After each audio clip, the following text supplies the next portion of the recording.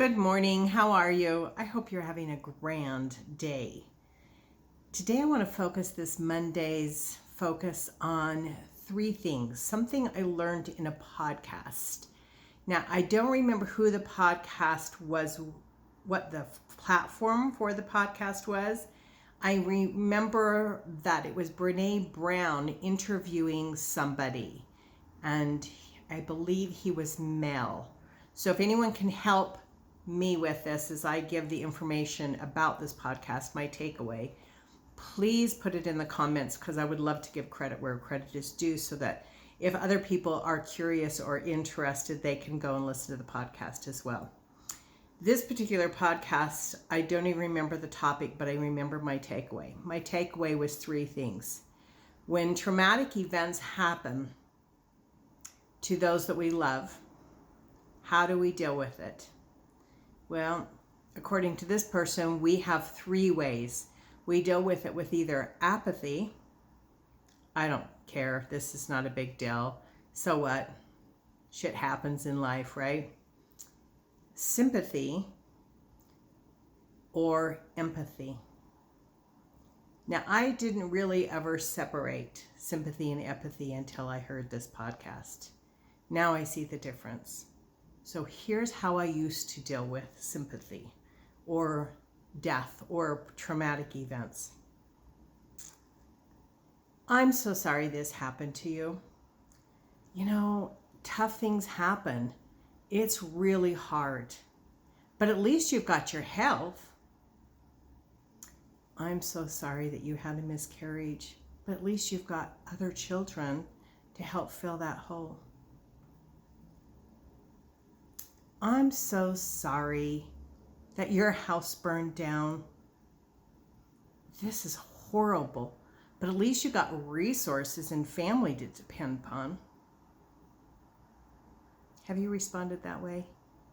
I never realized it until that podcast, how hurtful sometimes our good intending words can be.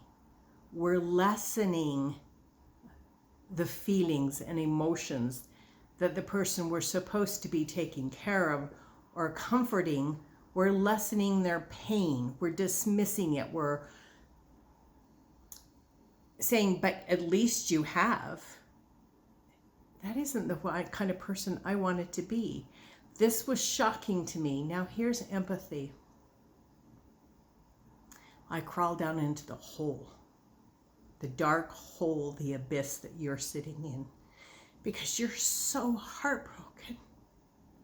And I crawl down and I approach you ever so slowly, and I wrap my arms around you and I hold you while you experience whatever it is you're experiencing, whether it be rage, whether it be just darkness, whether it just be absolute freaking heartbreak. And I hold you and I say the words, I love you. This hurts. I am so sorry you have to go through this. I am here with you for however long it takes. I'm with you. And then I shut the freak up. Don't say anything more. So this last week, my sister lost her husband. And she was very upset. This was a very traumatic event. When I got to the house, of course, the police are everywhere because he died in his bed in his sleep. And they tried to keep me from going in the house because they'd only been there maybe about 15, 20 minutes. And they tried to tell me that it was a crime scene, that I couldn't come in. See this red hair? Yeah. You don't mess with this. I just told him to get out of my way. That was my sister and I was going in. And she needed me and he was not going to stop me. When I got to my sister and I wrapped her up in my arms, in my head, the old behaviors were trying to come out. And she would say things to people like, oh, this is my sister. She's been through this. And I had to remind her that her situation is not the same as mine. This is her situation. This is her grieving process. This is her mourning. It's not mine. Hers isn't like mine.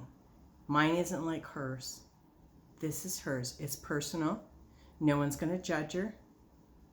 No one's going to tell her how to do it. And if they do, she needs to remind them that grieving is personal.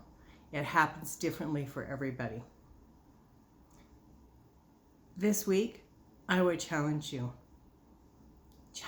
with the opportunity when it proposes itself in front of you to practice empathy. Try practicing empathy. Sympathy comes way too easy. Let's not lessen someone's pain. Let's just be there with them and hold them while they go through it. Have a great week. Bye.